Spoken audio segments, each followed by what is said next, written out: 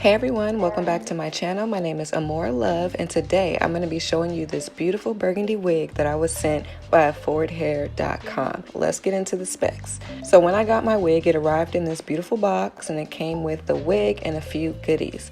You get a pair of lashes. These are like 3D mink lashes. And I got 2 hair clips to pin the hair out of the way and a wig cap that actually matches my skin tone. Love that.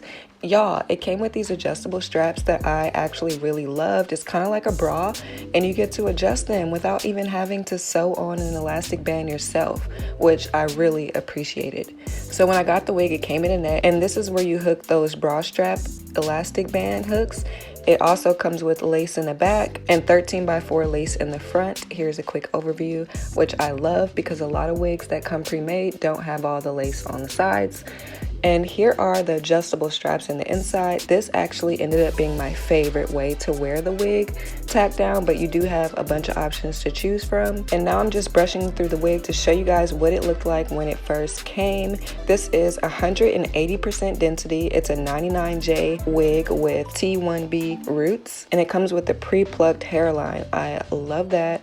So here's a quick overview. So this is a 180% density wig. It's 99J burgundy with a 22.5 wig size, and it's 22 inches long with 13x4 lace. Yes, I love the fullness and the thickness through the ends. Oh, also y'all, this is Remy hair, meaning like it's not gonna tangle. First thing I did was tack the wig down to the mannequin head just so that all the hairs are out of my way when I bleach the knots. This is just going to ensure that my application is really neat and that nothing moves or gets in the way while I'm applying the bleach.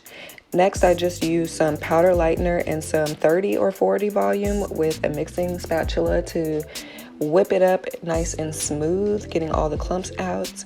And then I just apply the lightener like cake frosting, making sure I covered all the knots. Now you guys, let me tell you something real quick because I basically wasted my time bleaching these knots.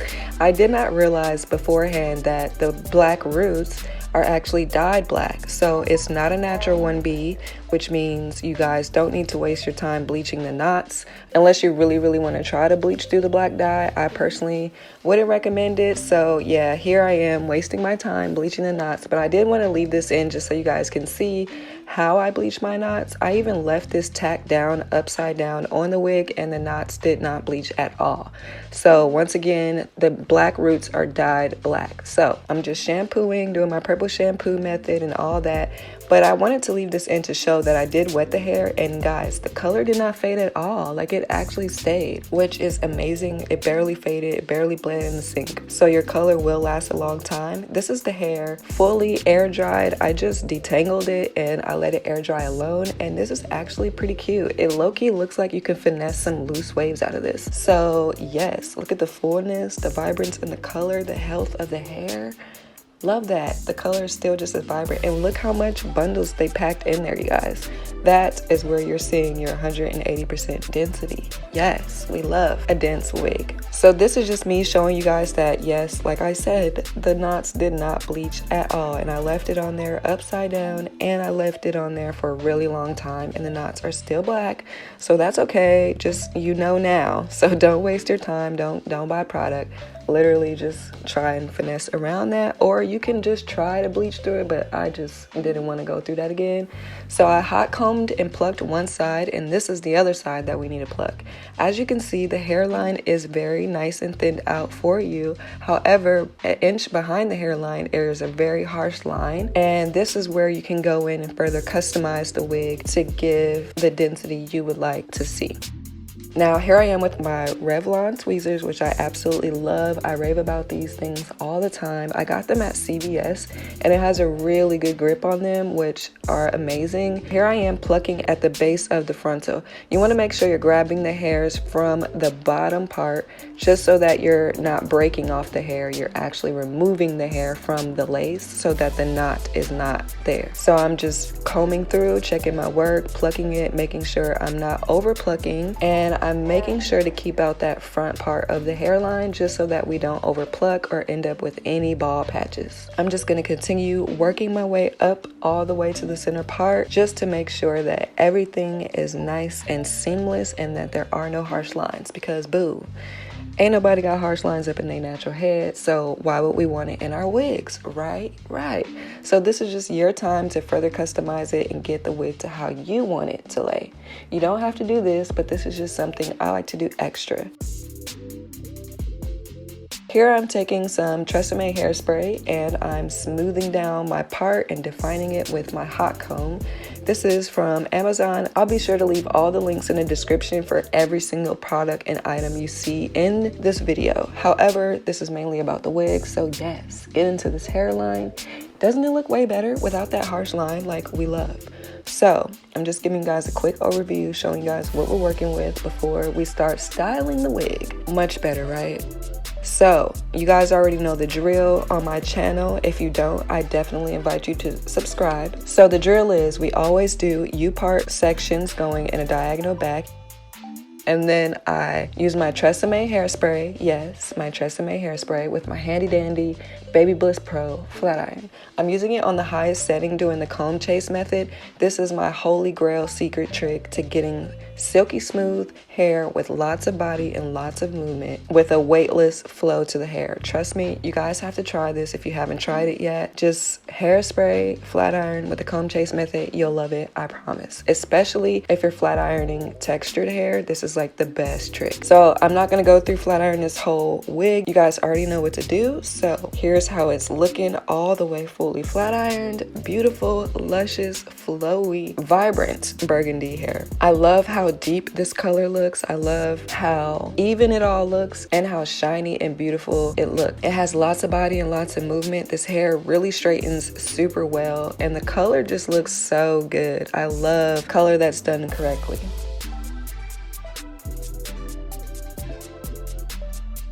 So I'm using my Nairobi foaming mousse and I'm going to use that to tame the flyaways and lay the hairs back because guys, look at the difference when you do that. Yes, I mean, sweetie, tell me that's not cute.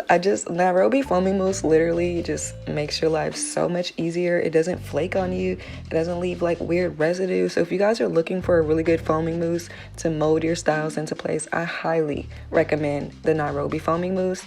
So right now I'm just carving out the hairline to pick out the hairs I want to use for my baby hairs. And I'm using a razor comb and just going down and cutting them off in a jagged motion so that I'm left with wispy hairs that are really short and natural looking along the front hairline. Then taking some more of my Nairobi foaming mousse, I am, oh, I thought it wasn't recording. Then taking some more of my Nairobi foaming mousse, I am molding the hairs into place and forming them how I want to, making sure it's all perfect just how I like it. If you don't want baby hairs, you don't have to do that. The main reason I added baby hairs is for one, because I do it in my own natural hair, and for two, I don't know if you guys noticed, but this lace is really dark compared to me. So if you are of a darker complexion, this would be so perfect for you because I didn't get to pick the lace color when it was sent to me, so it does come in a medium brown lace, you guys, just so you know. We'll talk about that more later, but yes, I need baby hairs so that I can conceal the lace of the hairline because it doesn't match my skin tone. Here I'm just using some Sanex strips. These kinds are my favorite. You got to get the black ones because they're a lot more thicker and stronger in my opinion. So I use two and I tack down the hairline and tie it and just let it sit until it's dry. Once it's dry, I take it off and then I comb out that hard cast on the baby hair and the regular hair just so that it gives a softer appearance. We love a soft appearance. We don't want any hard, crusty, dusty baby hairs that look like they stuck in place. You want it to look natural and flowy. So you see this crease right here? We don't want that. So taking my handy dandy, trusty dusty, Baby Bliss Pro flat iron and some Tresemme hairspray to smooth everything out, I'm going to take out those creases using the comb chase method and just finalizing the style on the mannequin head before I apply the wig on myself. If you're not doing the comb chase method when you flat iron, girl, what is you doing? Make your life easier. Get you a carbon comb and do the comb chase method. I promise you, you will never return to your old ways of flat ironing hair. You guys, so this is me trying to put the wig on just to see how it fits, just to make sure everything is good. The cap size was perfect for me. And I just wanted to show you guys, I don't know if you know, but I am 5'9". I'm very tall and I have a long torso and a long neck, and this hair still hit my waist in the back, which I really love. So if you're short, you don't really need more than 22 inches, in my opinion, unless you just like long hair. But yes, this hair was very true to length, and I only tacked it down with adjustable straps inside, and it was not going nowhere. So here you can see how dark the lace is, but let's get into installing it. So y'all, I tried, I forget her name, Marie Ann, but she said to use some freaking translucent powder and some hairspray to like fix dark lace, and I was having a hard time trying this. I don't know why I chose today to try this. I should have just went with my trusty foundation method, but the lace was so dark that I thought I would try something more dramatic. So I used translucent powder like she said, but for me, I don't know, it just not for me. So I ended up having to fix this, and I was just having a hard time. I was trying to get this together. I was frustrated because I'm like, how am I gonna get this powder off? But then I thought, oh, let me use Nairobi Foaming Mousse. So it actually worked. It took away the cast of the translucent powder, which I appreciated. It just looked a little off, so I don't know, y'all. I'm just trying to make it work. I don't know. I'm just trying to see if I can finesse it in any way, shape, or form, because like I said, this lace was really dark and I was still trying to make it work, and we had to make it do what it do because I done signed a contract to get this video up. So I just kept it pushing, and at this point I was a little bit frustrated and I didn't know what to do. So I just did my little lazy old little way of applying, and I thought, okay, look, let me just do it the glueless method of applying the wig, so that way I'm not stuck with dark lace with powder and everything. So I took the Nairobi Foaming Mousse again. That's why I love this, because you can really go overboard with this and you won't even be able to tell. So I did the Nairobi Foaming Mousse and I swooped my baby hairs into place. And once I got my baby hairs into place, I'm mainly just hiding that lace line just so that it's not so obvious that the lace in my skin is a different color. And then I took the Got To Be Glued, the newer version hairspray, and I sprayed it all over the perimeter of the front lace. Now this is just gonna help tack it down, and I used an elastic band. I got this from Slay by Jordan, or was it Erica J? Y'all, I forget who, but they're both amazing, so you should definitely go check them both out. I love this method. The elastic band is the GOAT. You guys gotta try it. They told us to try it, and it's actually amazing. I have places to go and things to do and people to see, so I use my Baby Bliss Pro hood dryer to hurry up and speed up the drying process of the hairspray and the mousse, just because we got to go, okay?